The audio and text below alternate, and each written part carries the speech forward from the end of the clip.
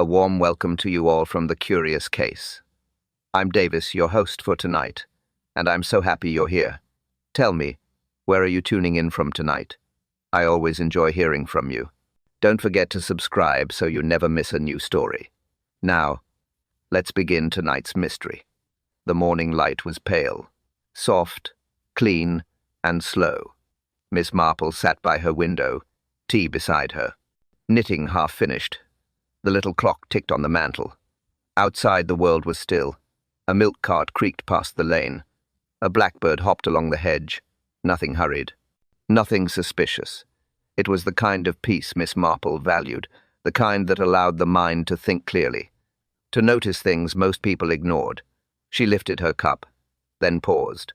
Someone was at the gate, a young postman new to the village. Cap crooked, scarf askew. He hesitated before the garden path.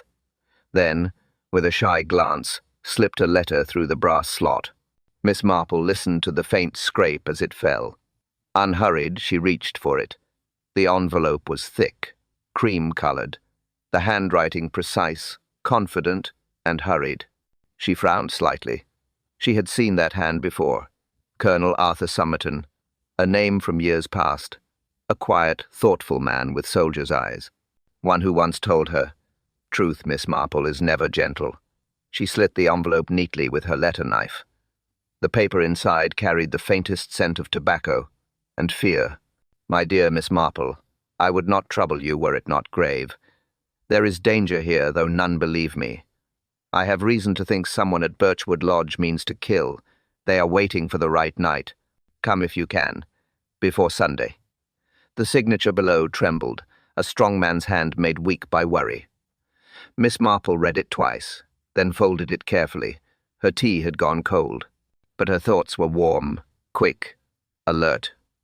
People often came to her with troubles, usually small. One's missing brooches, lost letters, little deceits of human nature. But this was different. This was fear written in ink. She rose from her chair and crossed to the window.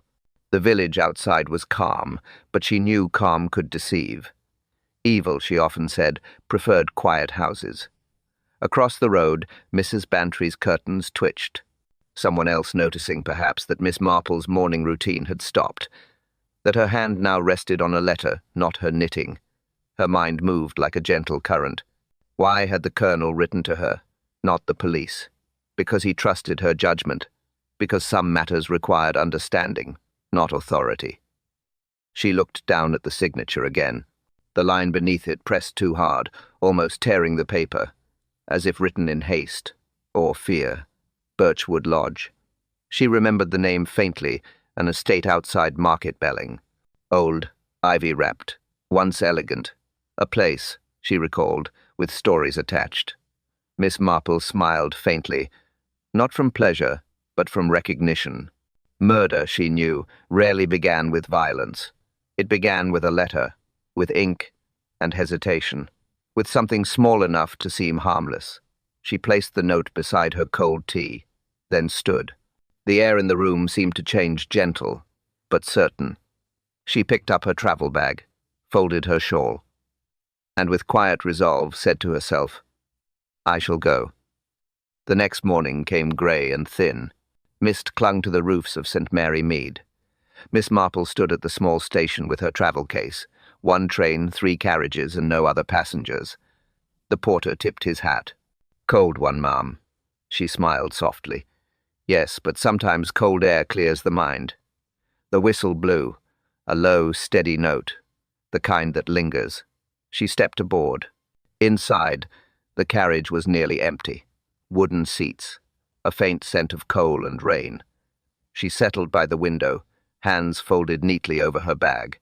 As the train began to move, she saw the village fade. Cottages, fields, hedges, then fog, thick and white, swallowing everything. Her reflection appeared in the glass. Still, calm, precise. But her eyes watched the blur outside, measuring. The letter rested in her lap. Its words had not left her mind. "Someone at Birchwood Lodge means to kill." She murmured it once under her breath. Not fearfully, but with quiet curiosity. Kill whom and why? Halfway through the journey, a figure entered the carriage. A woman in a dark coat, hat pinned tightly, gloves buttoned to the wrist. She looked nervous, clutching a small case. "Is this seat free?" Miss Marple nodded. The woman sat, eyes lowered, voice hushed. "You're bound for Market Belling?" "Yes," Miss Marple replied. "And you, my dear?" The woman hesitated. "I work near Birchwood Lodge," then quickly added, "just as a housekeeper. Temporary post." Miss Marple smiled politely. "Then we are traveling in the same direction." For several minutes, silence returned. The rhythm of wheels filled the space between them. But the housekeeper shifted often, twisting her gloves. Her eyes darted toward the misted window. "Is the Colonel well?" Miss Marple asked softly. The woman blinked. "You know him?" "A little. Enough to know he worries when things are wrong." The housekeeper's lips tightened. "Then you'll see, miss, whoever you are. Things have been wrong for weeks." She caught herself, lowering her voice again. "He hears footsteps at night, keeps his room locked, says the past won't rest." Miss Marple's fingers tapped once on her handbag. "The past seldom does," she murmured. The train slowed. A signal lantern glowed red through the fog. They waited in stillness. Somewhere in the distance, a dog barked faint, mournful, alone. The housekeeper stared into the mist. Some say Birchwood's cursed, that it keeps its own memories. Then she rose as the train lurched forward again. "My stop." "Take care, madam." Miss Marple inclined her head. "And you, my dear." The woman disappeared into the white air at the next station, gone as quickly as she had arrived. Miss Marple remained seated, thoughtful. People, she reflected, rarely speak so freely unless fear pushes them, and fear, when spoken, is never finished. As the train moved on, she watched the fog thin and break apart. A sign appeared by the track, "Birchwood Crossing." Miss Marple closed her eyes briefly. When she opened them again, the lodge's outline shimmered in the distance. Large, old, waiting.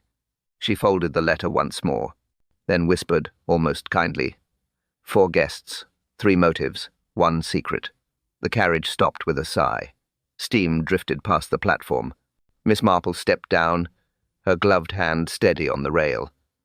The small station at Birchwood Crossing was nearly empty. A porter leaned against a crate. A cat slept near the signal post. Everything looked quiet, too quiet for comfort. A car waited by the gate. An older man stood beside it, coat buttoned high. He removed his hat when he saw her. "Miss Marple," he said, voice low but urgent. "Thank heaven you came." She smiled gently. "Colonel Somerton, you've changed little." He gave a weak laugh. "Change, my dear lady, has been forced upon me." They shook hands. His fingers trembled slightly, not from age, from strain. As they drove toward Birchwood Lodge, the road narrowed. Tall hedges pressed close. Mist clung to the trees like old secrets. The Colonel spoke little. When he did, his words came slow, deliberate. "You'll find the house altered. I let too much slip, too much rot." Miss Marple looked out the window. Decay, she thought, was not always wood and stone. The car turned through rusted gates. Birchwood Lodge stood ahead grand once, tired now. Windows darkened by time, shutters half hung. Yet the garden was oddly neat, as if someone tended it in silence. The Colonel helped her out. She noted his nervous glance toward the upper windows. Someone watching, perhaps. Or a memory looking down. Inside, the air smelled of polish and smoke. A fire burned low in the great hall. A clock ticked faintly above the stairs. 2 women waited there. One, brisk and pale, the housekeeper from the train. "Mrs. Edgley," she introduced herself, eyes darting toward her employer. The other, a young maid, kept her gaze fixed on the floor. "Tea, Mrs. Edgley," the Colonel said quietly. "Then leave us." Miss Marple followed him into a study lined with dark books. Dust gathered thick on the shelves. The desk bore scratch marks where hands had gripped too hard. He poured her tea but did not drink. "I've written to you because I can't trust the police," he said. They think I imagine things. She nodded. Then you must tell me what you imagine. He drew a breath. There are 4 guests here this week. Old friends once. Now, strangers. He paused. Mrs. Eldridge, Mr. Gray, Miss Vera Lynn, my nephew Simon. He looked up. Something binds them, something from long ago, and one of them, I'm sure, intends me harm. Miss Marple stirred her tea once. Her calm eyes met his. Why invite them, then? His hand trembled. Because I needed to know whether guilt grows weaker or stronger with time. From upstairs, a faint creak echoed through the ceiling. They both looked up. The sound stopped. Then silence again. Miss Marple set down her cup. Colonel, may I see your study in the morning light? He nodded slowly. If there's a morning left to see. She smiled, soft but firm. There always is. Outside, the mist thickened around the lodge. A lonely bell tolled from the village below. And somewhere beyond the fog, Truth waited quiet, patient, and watching. Evening settled early. Birchwood Lodge glowed faintly through the mist. The lamps burned low, their light more shadow than warmth. Miss Marple followed the housekeeper into the dining room. A long table waited, silver laid with precision, wine catching the last of the daylight. 4 places, 4 faces, each one pretending calm. Mrs. Eldridge sat nearest the fire, a widow's composure, eyes sharp behind her spectacles. To her left, Mr. Gray, the lawyer, smiling, polite, too polished. Opposite them, Miss Vera Lynn, quiet, pale, hands folded neatly on her napkin. And at the head, Simon Drew, the Colonel's nephew, restless, confident, never still. Miss Marple, the Colonel said, taking his chair. Our guest from St. Mary Mead. A few polite nods followed. No one seemed surprised. That, she noticed, was interesting. Dinner began. Soup, conversation, and unease. They spoke of weather, roads, and trains. No one mentioned the letter, or fear. The Colonel's spoon trembled once, faintly. Miss Marple saw it. So did everyone else. No one spoke of it either. Lovely roses, Mrs. Edgley, Mrs. Eldridge offered. The housekeeper nodded. They grow better than they should, ma'am. Soil remembers kindness. A curious remark. Miss Marple stored it quietly in her mind. As the second course came, conversation thinned. The Colonel asked about old friends. Mr. Gray said lightly, Most are gone now, sir. The Colonel nodded. Some gone further than others. A silence followed that needed no explanation. Miss Marple looked from one face to another.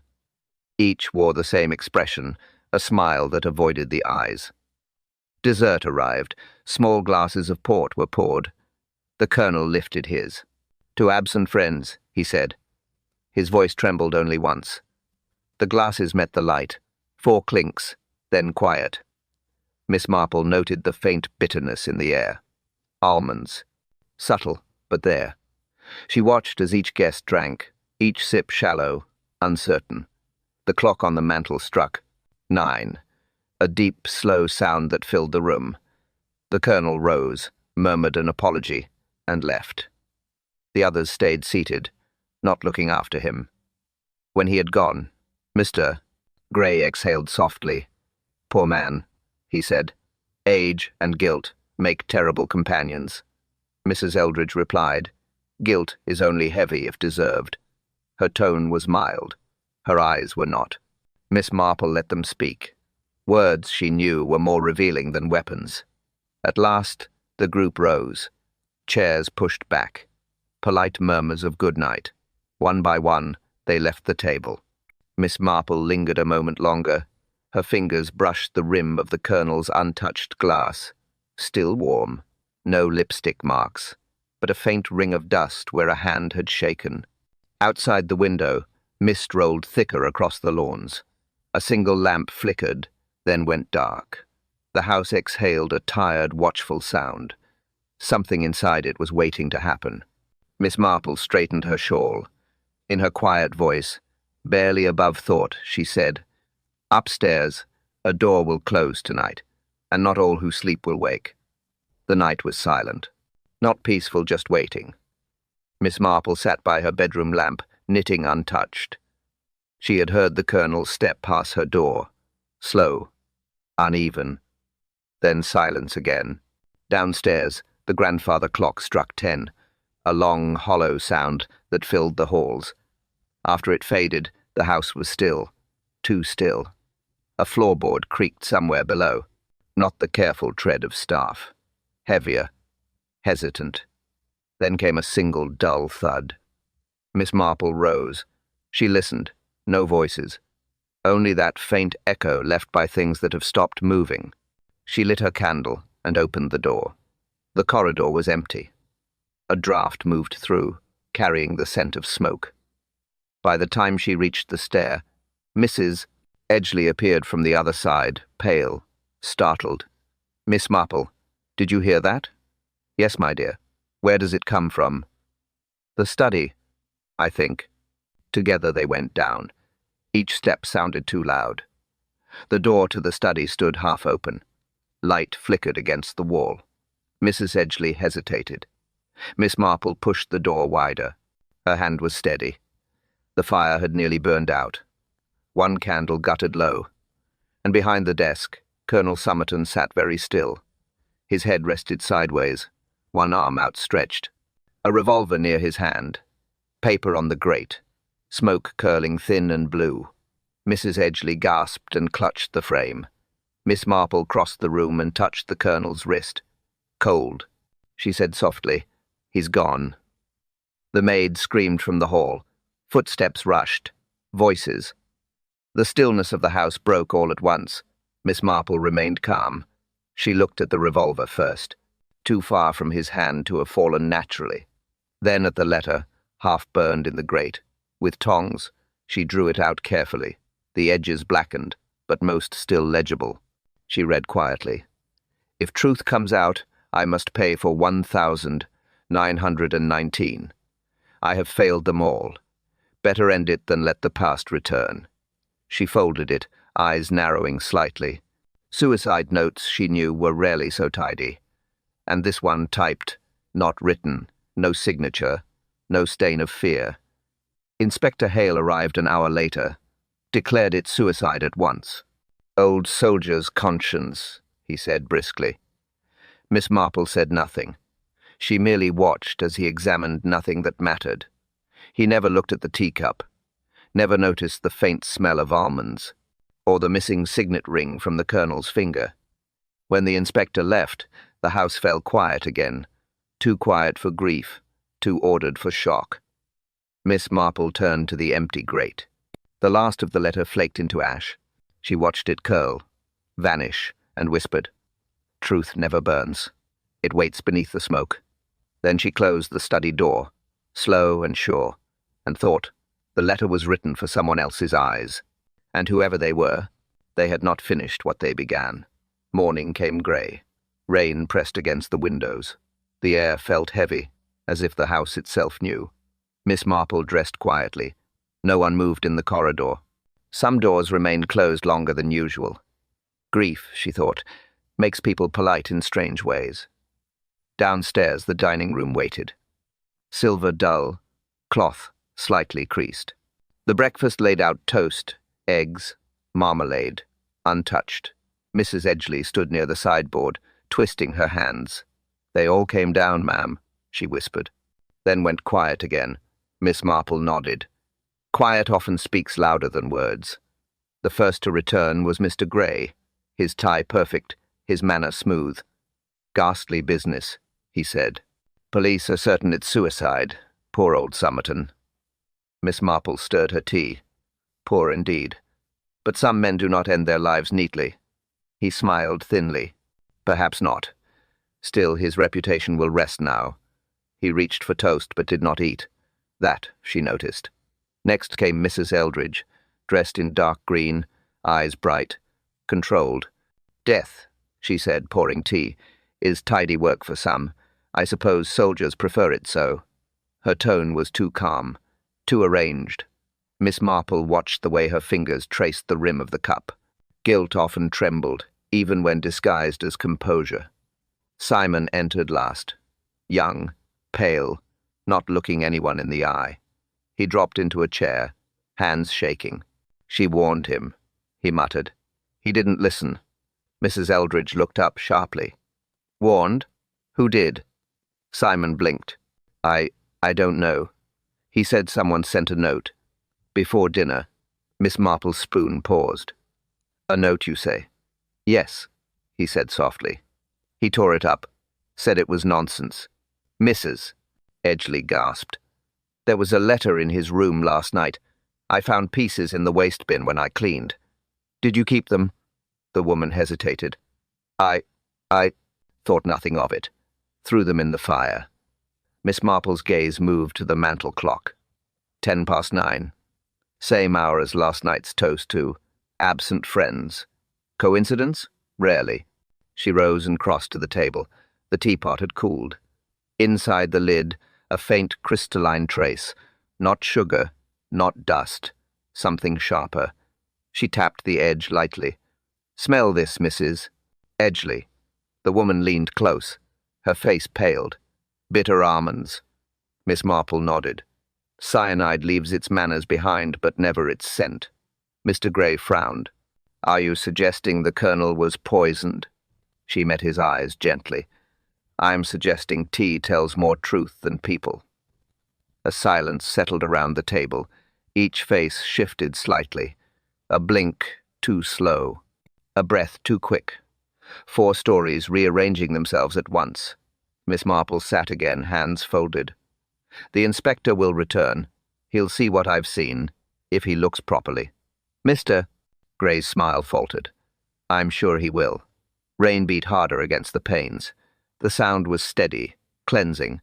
Miss Marple looked out at the grey garden. Even after death, she said softly, the living still leave crumbs of truth. By midday the rain had eased. The lodge looked quieter, though nothing inside it felt at rest. Miss Marple sat in the drawing-room, knitting in her lap, eyes distant but sharp. Simon Drew stood by the window. He had been pacing for nearly half an hour. His face pale, collar loose, voice uncertain. I can't bear the silence, he said suddenly. It's worse than the noise last night. Miss Marple looked up. Silence often follows truth, my dear. It waits until someone fills it wrongly. He gave a small, nervous laugh. You think truth is hiding here, Miss Marple? I do, she said gently. It always does, when guilt is crowded into one house. He stopped pacing, hands in his pockets, eyes lowered. I didn't. Kill him if that's what you're thinking. She smiled faintly. I think many things. Few are fixed. He sighed, sank into a chair. He was cruel to me sometimes. Cold, demanding. But I wouldn't harm him. He paid for my schooling, kept me out of ruin.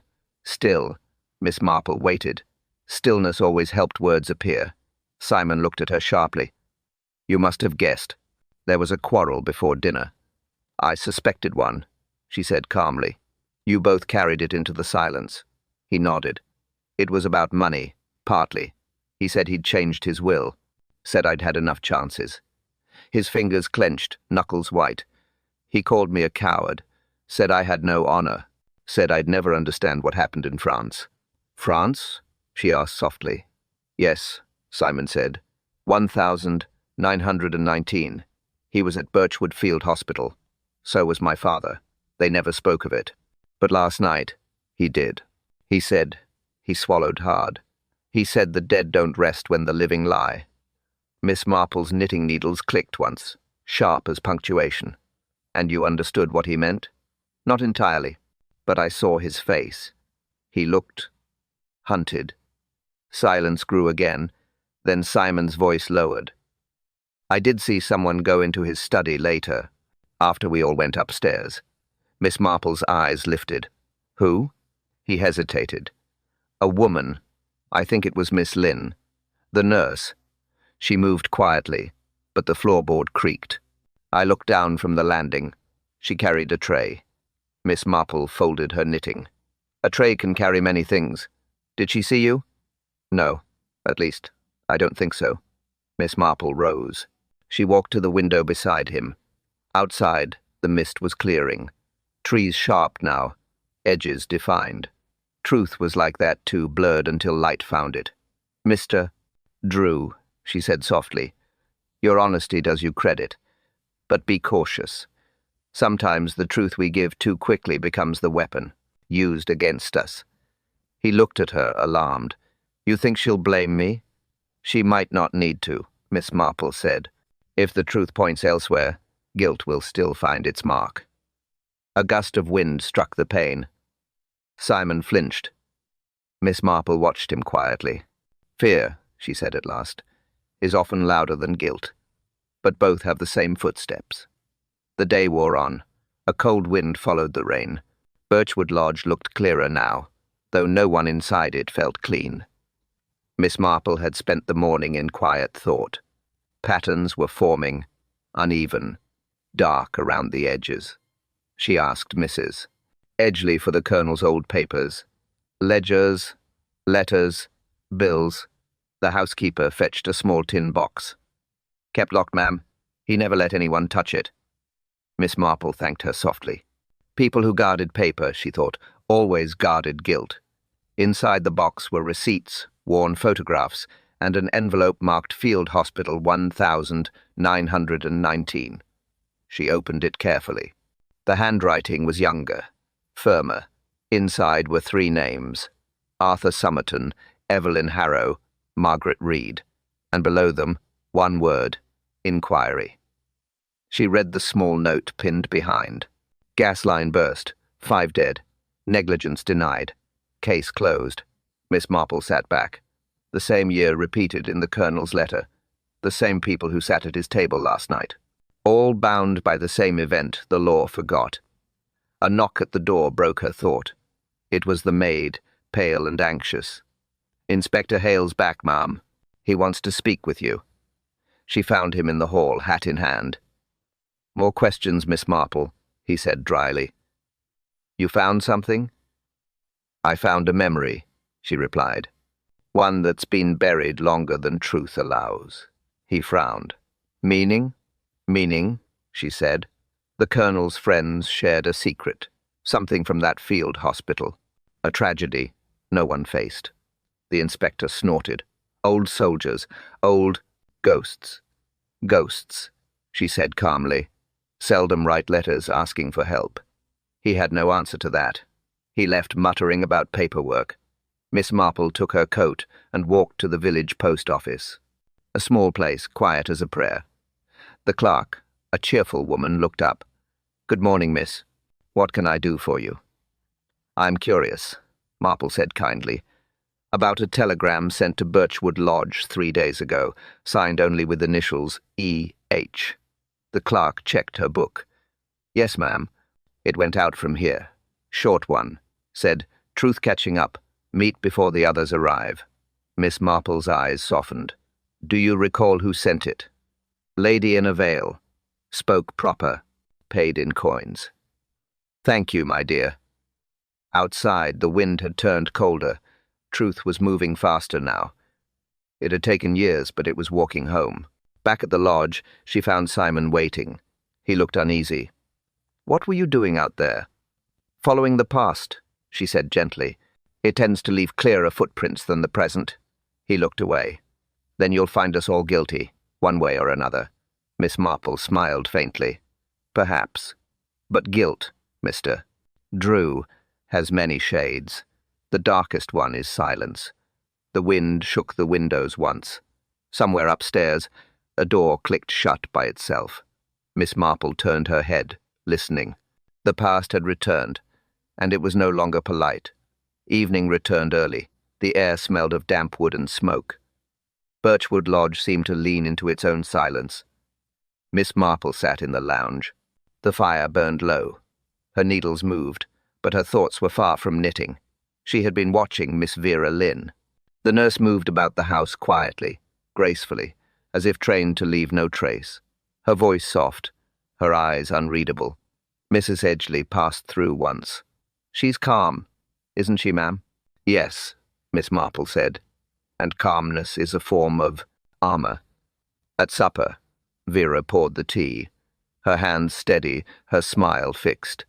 Mr. Gray made a joke about the weather. Mrs. Eldridge pretended to laugh. Simon said nothing at all. When the meal ended, Vera excused herself early. "Letters to write," she said. No one questioned it. No one ever did. Later, Miss Marple found her in the hall. The nurse was standing by the window, looking out toward the drive. "You're thoughtful tonight, my dear," Miss Marple said softly. "Death brings quiet reflection, does it not?" Vera turned, her voice calm. "Grief and habit, Miss Marple. They look very similar in the dark." "A wise remark," Miss Marple said. "But habit doesn't usually tremble when footsteps pass." For a moment the nurse froze, then smiled again. "You notice everything." "Not everything," Miss Marple said gently. "Only what people try to hide." A silence passed between them, thin, deliberate. Then the nurse spoke, voice low. The colonel was a man with regrets. He couldn't live with them. Miss Marple met her eyes. "And you knew him before Birchwood?" The nurse hesitated. "Once. Long ago. I was a ward assistant at Birchwood Field Hospital." The words came out carefully, almost rehearsed. Miss Marple nodded, as if hearing something she had already suspected.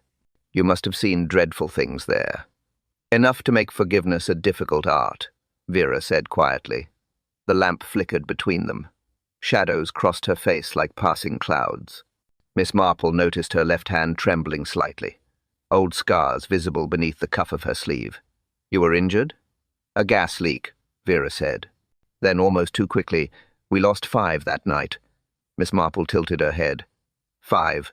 The same number mentioned in the inquiry I read today." Vera's eyes flashed, then cooled. "You read too much, Miss Marple." "Only enough to understand silence," Marple said. "Kindly." The nurse straightened, her voice steady again.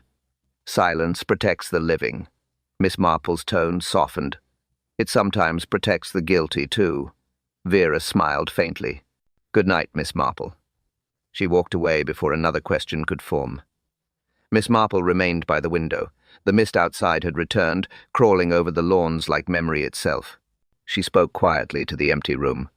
"Truth hides best in those who appear healed, but wounds don't stay closed forever." The clock struck 11. Somewhere above, a door clicked shut, gentle, final. Miss Marple lifted her eyes toward the sound. Secrets, she thought, rarely stay asleep. The next morning broke pale and soundless. No birds sang near Birchwood Lodge. Mist still clung to the hedges, reluctant to leave. Miss Marple was already awake. Sleep had been brief but steady. Questions had taken its place. She moved quietly through the hall. No one else was stirring yet. The house felt heavy with unspoken things. In the study the air was cold. Fire long dead, curtains drawn. The desk sat waiting, papers neat, too neat.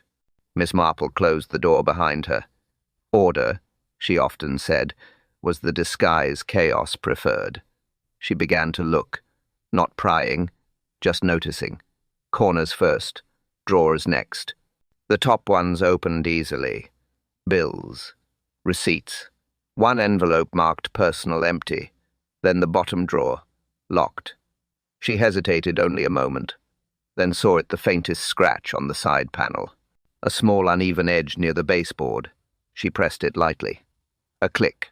The side shifted open. A hidden drawer revealed itself like a confession long delayed. Inside lay a photograph, a small brass key, and a glass vial wrapped in paper. She unwrapped the paper carefully. A label in faded ink read, "E.L. compound, numbered 9. Her eyes narrowed slightly. The same initials from the colonel's letter.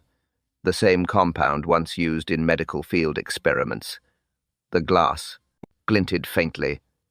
Clear liquid. Harmless looking. Danger rarely announces itself loudly. She turned her attention to the photograph. 5 figures in uniform stood outside a tent. 4 smiling. One face half turned away. The colonel, younger, standing beside a woman in nurse's whites. Miss Vera Lynn. Miss Marple studied it a long time. A quiet sadness touched her face. The living, she thought, often carried the expressions of those already gone. The brass key was small, delicate, barely worn. Too fine for a door. Perhaps a box, or a locket. She pocketed it gently. The floor creaked behind her. "Looking for something?" It was Mr. Gray, impeccable as ever, but eyes alert. She smiled politely. "Only clarity, Mr. Gray. It tends to hide in drawers." He chuckled too easily. "Ah, curiosity, the old English disease." "Not disease," she said mildly. "Instinct." He stepped closer, hands clasped behind his back. "Careful, Miss Marple. Curiosity can look like suspicion in the wrong light." She met his gaze. "In my experience, truth prefers daylight, even when people don't." He studied her, then nodded, retreating toward the door. "Breakfast soon," he said. "Don't be late." When he had gone, she closed the hidden panel softly. Her eyes lingered on the ashes still in the grate. Secrets, she reflected, behaved like dust. You could sweep them, hide them, even burn them. But sunlight always found what was left behind. She looked once more at the faint trace of fingerprints on the drawer's edge. Small, female, E.L., she whispered to herself. Not a signature, a promise. The clock struck 9, and outside the fog began to lift slowly, but not kindly. The house slept, or pretended to. Miss Marple knew the difference. She sat in her chair by the window. The fire burned low, breathing softly. Outside, the mist had returned, dense, silver, restless. The clock struck 11, then 12. No footsteps above, no doors closing, only the sighing wind along the eaves. She had waited long enough. Patience was a tool sharper than any blade. When the last ember dimmed, she rose, a candle in hand, quiet as a thought. The corridor stretched before her, dark carpet, curtains drawn tight, every door closed except one, room 12, Miss Vera Lynn's room. A thin line of light slipped beneath the door.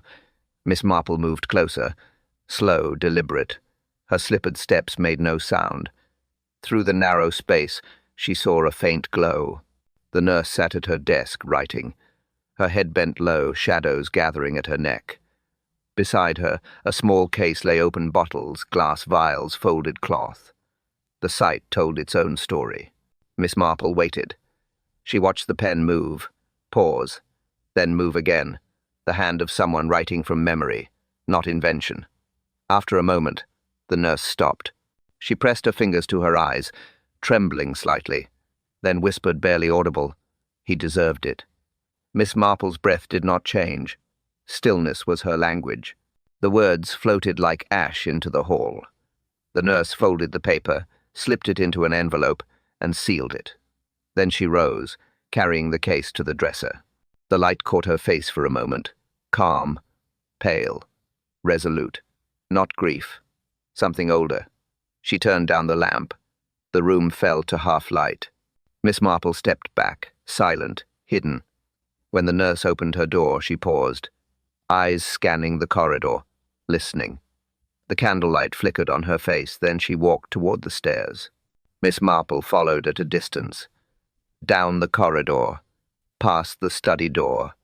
The woman entered, moving with practiced ease. Through the crack, Miss Marple saw her kneel by the desk. A drawer opened. The faint clink of glass. The same vial from the hidden panel. The nurse whispered again, almost prayer-like. For them. For all of them. Miss Marple stepped back, quietly, carefully. Truth, she thought, was unfolding itself softly, without mercy. When she reached her room again, she set down the candle. Her hands did not shake. Her mind, calm and exact, traced the pattern forming piece by piece. Motive, method, memory, 3 chords of one melody, revenge. Outside, the first hint of dawn touched the fog. The house was silent again, but not innocent.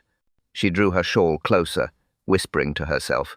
Justice moves like nightfall, slow, silent, and never where the guilty expect it. The morning began with whispers. Servants moved softly, as though the walls might listen. Rain tapped at the glass in even rhythm-like thought-keeping time. Miss Marple sat at the small writing table in her room. Before her lay the Colonel's letter, the one from the grate. Half-burned, edges curled, words blurred with ash. She had pressed it flat between 2 sheets of paper to read what was left. Her eyes studied the lines again. Typed. Clean. Too clean. Miss Marple had read many letters of grief. This one lacked it. No hesitation. No tear in the ink. Only precision. She took out another note, the Colonel's last signed document from his desk. The signature was firm, strong, soldierly. The typewriter letters below were faint and uneven. Different machine. Different hand. She traced a finger under the final sentence. Better end it than let the past return. It did not sound like him. Men who regret rarely seek tidy closure. They seek confession. A knock came. Mrs. Edgley entered with a folded paper. "Inspector left this, ma'am. Said it fell from your notebook." Miss Marple thanked her, but her mind was already elsewhere. The imprint of type pressed on the envelope left faint marks. Letters over letters, ghost words. She tilted it to the light. A second message appeared faintly beneath. "He suspects nothing." Her lips tightened slightly. That phrase was not from a dying man. When Mrs. Edgley had gone, Miss Marple opened her bag. She took out the small brass key from the hidden drawer. It fit perfectly into the lock of a small wooden box on the Colonel's shelf. Inside were pages of carbon paper, used once, discarded. She turned them over in the light. Lettering faint, reversed, but legible. The same words from the suicide note. And faintly, near the bottom typed initials. V.L. Vera Lynn. Miss Marple sat very still. Her eyes softened, not from surprise but confirmation. Patterns always met in the end. She replaced the pages carefully and relocked the box. Later, she found the nurse in the hall. Vera was carrying a stack of folded linens. Her smile, gentle, voice steady. "You're up early again, Miss Marple." "Old habits," Miss Marple said kindly. "One sees clearer before the day begins to lie." The nurse laughed softly. "Truth again? You sound like the Colonel." Miss Marple's tone remained calm. "Yes, but he never wrote as you do." For the briefest moment, Vera froze, then continued on, steps measured. The linens trembled once in her arms. When she had gone, Miss Marple looked after her. She thought of the Colonel's words, now proven false, and of the past, quiet, heavy, and still walking the halls. She turned toward the window. Mist thinned, sunlight weak, but real. Her voice gentle, almost a whisper. "Forgery hides in ink, but truth leaves fingerprints on the soul." By afternoon, the fog had lifted. Sunlight reached Birchwood Lodge, pale and uncertain, as if testing permission to enter. Inside, nothing felt warm. Fear had taken the place of comfort. Inspector Hale arrived first, hat low, eyes sharp. Behind him, the household gathered one by one. Mr. Grey, composed but strained. Mrs. Eldridge, chin high, lips thin. Simon Drew, pale, restless. And Miss Vera Lynn serene, as if the day belonged to her. Miss Marple stood near the hearth. Her posture calm, her tone mild. She looked, not at the faces, but at the spaces between them. That was where truth usually hid. "Thank you all for coming," she began softly. "The Colonel's death has troubled us, but I think the time for confusion has ended." Inspector Hale folded his arms. "You have something, Miss Marple?" "Not something," she said. "Someone." A silence fell. Even the clock on the mantel seemed to wait. Miss Marple lifted a paper from her knitting bag. The half-burned letter, the supposed suicide note. She placed it on the table. This, she said, was meant to end a story, but it was also meant to begin another. Mr. Grey frowned. "I don't understand." "You will," she replied gently. "This letter was typed not by the Colonel, but by someone who wanted us to think he wrote it. Someone who knew the words guilt would wear best." She turned to Vera.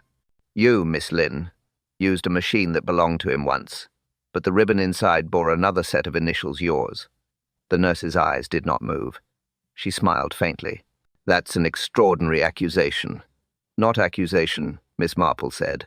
"Observation. Your typewriter carries the same faint misalignment as the note, And the box you kept locked holds the carbon paper that remembers your touch. Inspector Hale leaned forward. Are you sure?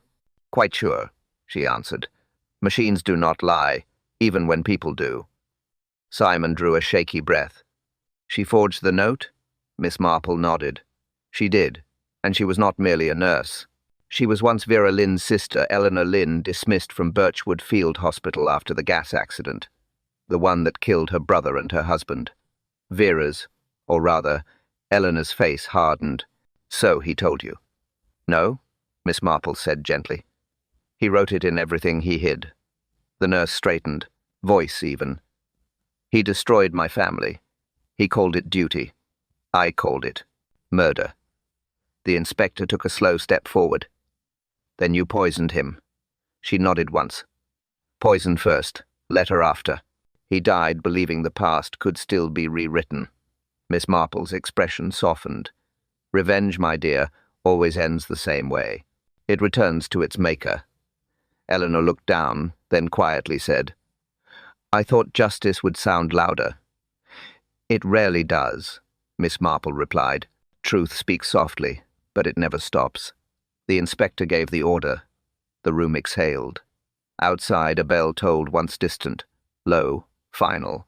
Miss Marple turned to the window, her voice barely a whisper. Justice doesn't shout. It arrives like morning slow, and always too late for someone. The drawing room was still. Only the faint hiss from the fire filled the silence. Eleanor Lynn, no longer Miss Vera Lynn, stood straight, her hands folded neatly before her. Her face was calm. But calm, Miss Marple knew, was often the last mask people wore before surrender. Inspector Hale broke the quiet first. So, you were never Vera Lynn. His voice was firm but not cruel. Eleanor turned her gaze toward him. No, Vera was my sister. She died in 1920. Birchwood Field Hospital took her, like it took my husband. I only took her name. Miss Marple's eyes softened. That must have been difficult. It was necessary, Eleanor replied. Her name opened doors, mine never could. The inspector frowned. You forged papers, changed records. I changed survival, she said simply. It's astonishing what grief can teach a woman. The fire popped quietly. Miss Marple stepped forward, voice gentle.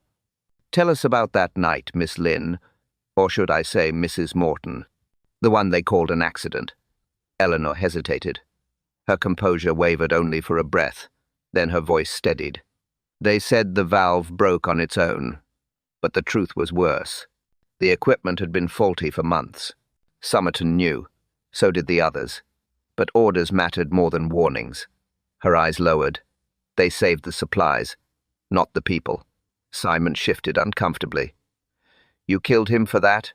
I ended a lie, she said. Does that count as killing? Inspector Hale's tone hardened. It does under the law. Eleanor looked at him almost kindly. Then the law is late as usual.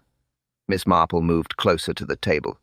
The burned letter lay there still, fragile as regret. Revenge is not justice, my dear, she said softly. It never fills what loss empties. Eleanor's eyes glistened, though no tears fell. You sound like my sister. She forgave everyone, even him. And that is why her name should have rested, Miss Marple said. But you carried it instead, and it carried your pain. The woman's shoulders trembled once. Pain doesn't die. It only changes faces. Mine just happened to wear hers. For a long moment, no one spoke. Then the inspector signaled the constable. Eleanor did not resist. She reached for her gloves, smoothing the cuffs with steady hands. As they led her away, she paused beside Miss Marple. Do you think God forgives murder, Miss Marple? The older woman looked up quietly. I believe he forgives sorrow first. The rest follows when truth is faced. Eleanor nodded once. That's something, at least. Then she walked on, steps soundless against the rug. The door closed behind her. The echo lingered longer than the sound itself. Miss Marple remained still, watching the dying fire. Its glow flickered weakly, like the last heartbeat of memory. She whispered to herself, false names fade. But pain remembers its own handwriting. The evening settled heavy. Rain returned, whispering against the windows. The guests had gone quiet, though none had left. Inspector Hale sat in the library with Eleanor Lynn. Her hands were cuffed, but her voice remained steady. Miss Marple sat nearby, silent, listening. Confession, she knew, required a patient witness.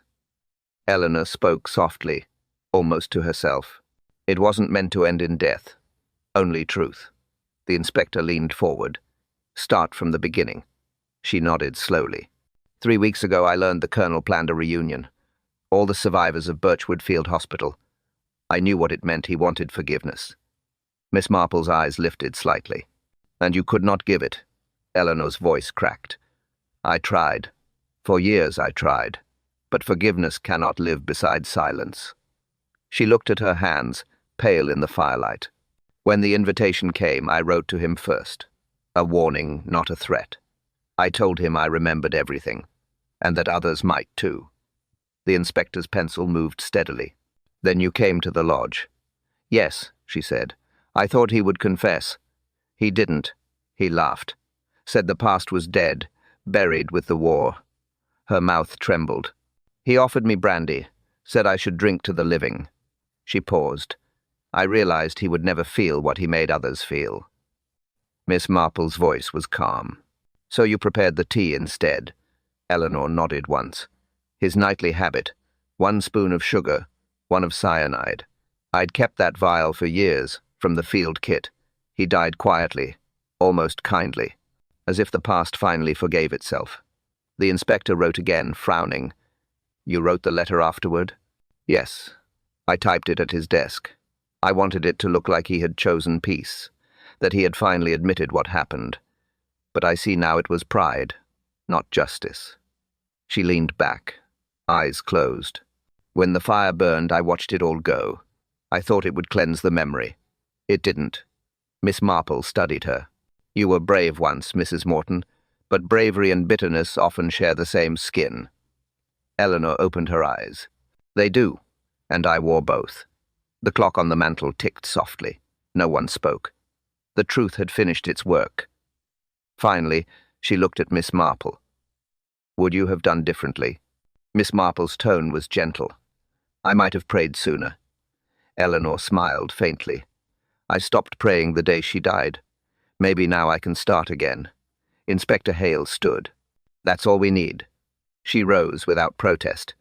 At the door, she turned once more. You were right, she said to Miss Marple. Revenge isn't justice. It's only an echo that pretends to be truth. The door closed.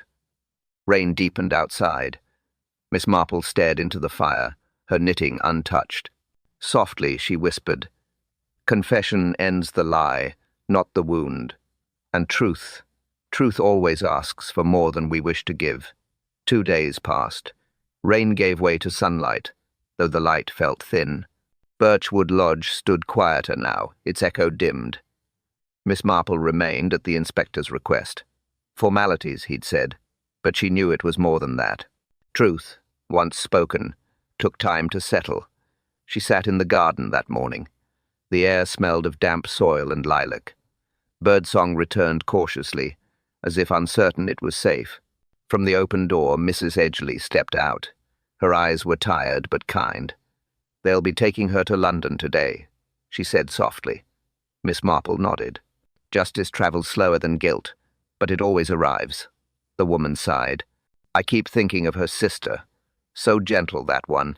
Didn't deserve her name to end this way. No name ends, Miss Marple said. It only changes its story. Mrs. Edgley lingered, twisting her apron. They say forgiveness heals, but it doesn't feel like healing here. Miss Marple smiled faintly. Healing rarely looks like peace at first. When the house emptied, she walked the hall one last time. Each step carried the sound of memory. The study door was open. Sunlight fell across the desk where truth had been cornered. She paused there. The drawer was empty now. The photograph gone, the vial sealed away as evidence. Only the faint scent of tobacco remained. The colonel's presence lingered in quiet defiance. Simon entered quietly behind her. He looked younger somehow. "I can't make sense of it, Miss Marple," he said. She was so calm, even when caught. "Calm," she said gently, "is what comes when guilt finally stops hiding." He stared at the empty fireplace. "I used to envy her confidence. Now I think it was armor." Miss Marple nodded. "People wear many kinds of armor. The kind that smiles is the hardest to remove." He sighed. "I keep wondering if I'd spoken sooner, if I'd told the Colonel what I knew. Regret," she said softly, "is the shadow justice leaves behind." He looked at her, uncertain. "Do you ever get used to seeing it?" "No," she said, "but I've learned to listen when silence follows it." They walked outside together. The garden shimmered with morning dew. Somewhere, a distant bell tolled noon. The inspector's car waited near the gate. He tipped his hat to Miss Marple. "All finished here, I think." "Finished?" she murmured. "Perhaps, but not mended." He smiled ruefully. "You always find the last word, don't you?" She shook her head. "Not the last, just the true one." He drove off. Dust rose, hung briefly, then settled again. The air grew still. Miss Marple turned back toward the lodge.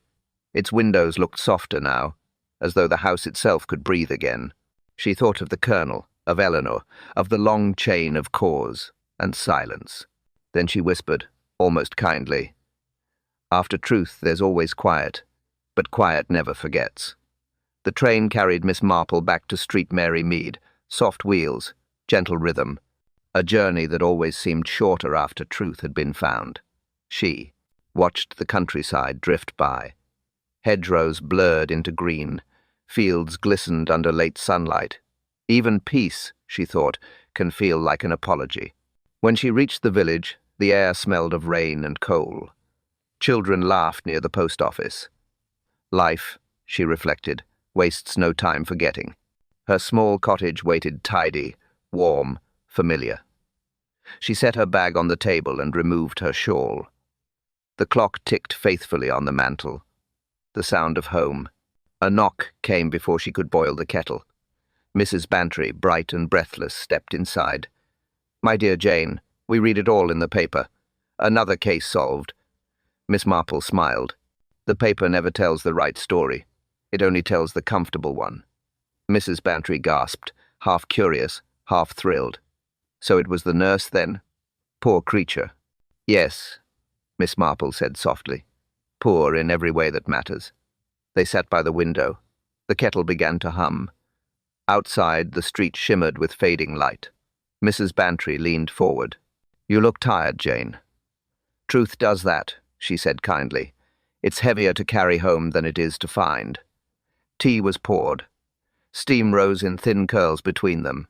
They spoke little after that, only small comforts, half-finished thoughts. At last, Mrs. Bantry sighed. "I don't know how you do it.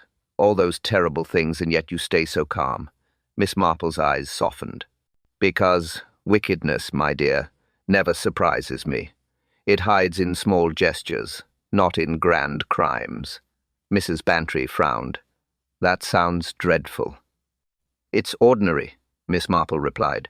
"And that is what makes it dreadful." A pause.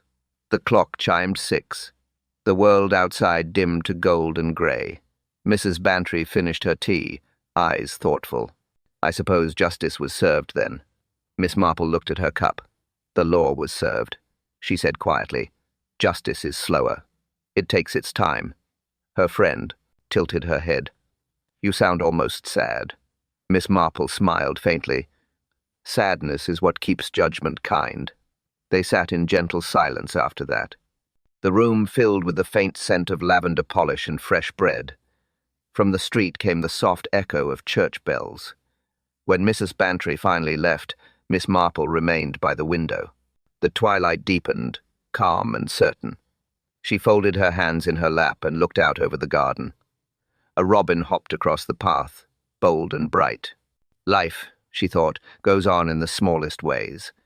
It does not wait for morning or understanding. She poured herself another cup, slower this time. The tea rippled once, then stilled. Her voice was barely above a whisper. "Truth cools slower than tea," she said. And forgiveness takes even longer.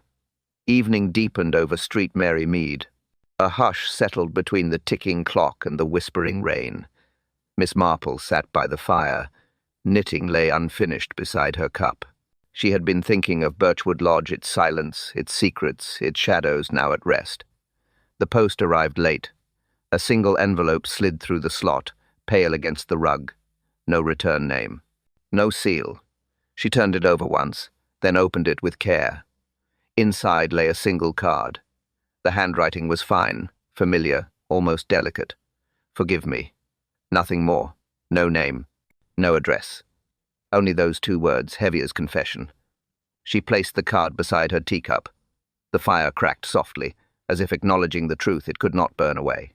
Outside, the church bell tolled once, slow and certain. Miss Marple looked toward the window. Rain traced faint paths down the glass. Forgiveness, she whispered, travels slower than guilt, but it always finds its way home. Then she poured herself one last cup of tea.